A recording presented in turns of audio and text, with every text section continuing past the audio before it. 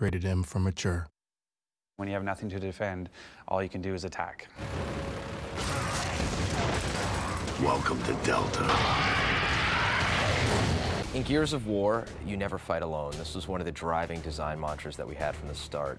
It's not just about Marcus Phoenix, it's also about Dominic Santiago, it's also about the other members of Delta Squad. So in Gears 2, you actually get to know the other guys a little bit better, experience a little bit more of a personal story arc, and experience the horrors of war with the men of Delta Squad. So Gears 2 starts 6 months after the first Gears ends. You set off the light mass bomb underground and you think you've won. You've beaten back the Locusts, but you start getting little bits of insurgent activity. Winter is coming on fast. It's starting to get a little bit chilly, and humanity is in serious trouble because the Locusts are back. And suddenly cities start sinking all over the place, and you figure they're coming back with a vengeance. Humanity is up at this location called Jacinto. It's their one last safe city. They're all coming for it, and this is your chance. And so we just do a full assault. We basically need to strike back against the Locust and find where they live and take them out potentially once and for all. They're the true underdog in that they're not just fighting a war for land or for power or for money, they're fighting for survival. This is a fight against extinction.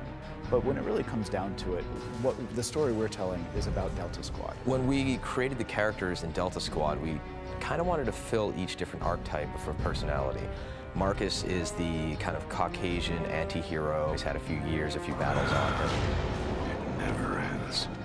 Dominic is the half Hispanic best friend who occasionally, cracks a joke. If Cole used to puke on a raven, he must be tagging the walls with Chute right now. Baird is the cynical, angry white man mechanic type who really, believes he should be in charge, but his attitude is ultimately limiting him from getting that job. As Dom and I will continue on foot. What? But they're gonna die otherwise.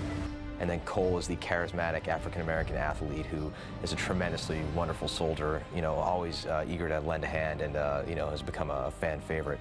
Come on, man, let's roll. Marcus Phoenix is an enigma wrapped in a riddle. I'm not sure if the game made Marcus cool or Marcus made the game cool, but he's just a guy who's stuck in the situation and he wants out of it. And the best way to get him to be able to go back to his regular life, if there even is a regular life anymore, is to beat the Locust back. Hang in there, Rook. We'll be there soon. Let's go find Carmine. Marcus is a good leader because he just knows what he's doing. He gets to the point. It's one of those people who he's a decision maker. He doesn't waffle. He's a guy who chose his family over his duty back in the day when he went out to help his father, Adam Phoenix. Dom looks up to Marcus, right?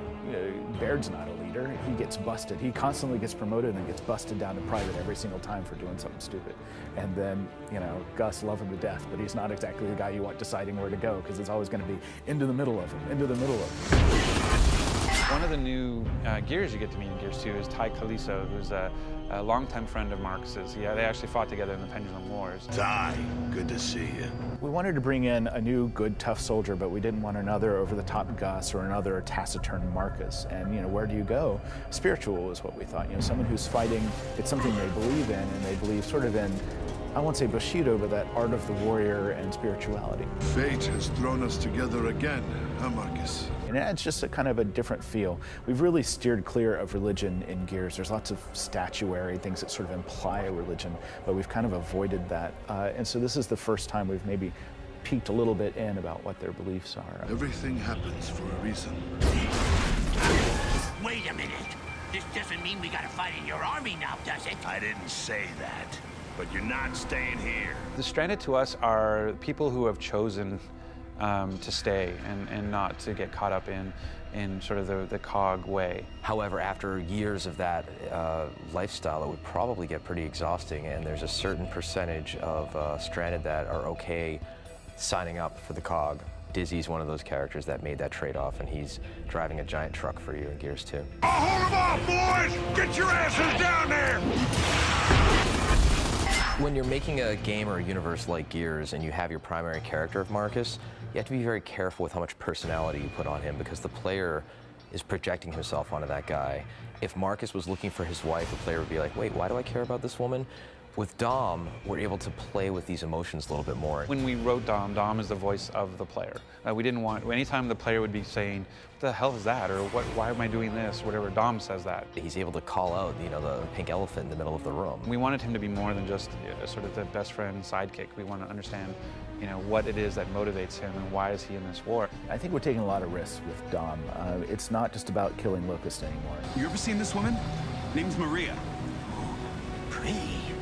We have to be really careful trying to get a love story into a game like Gears.